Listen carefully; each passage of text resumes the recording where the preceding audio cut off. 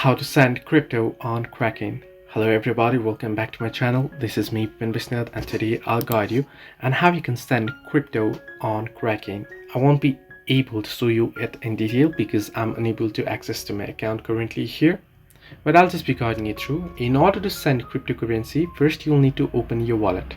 Now this may involve entering a PIN number or password to unlock your wallet. You will then need to select which cryptocurrency asset you wish to send.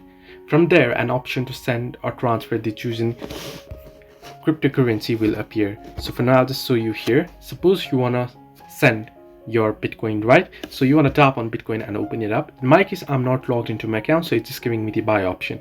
So you'll get the buy and sell option if you do have, and then you'll be able to tap on sell, go ahead to the prompts and other, and you'll be able to send. This is the way that you can send out crypto.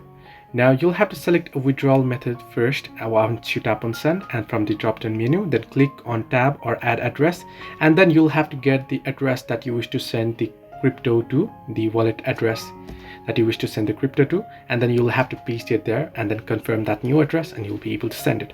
Hope this helps you. Do like and subscribe, and do not forget to leave a comment down below if you have any further issues.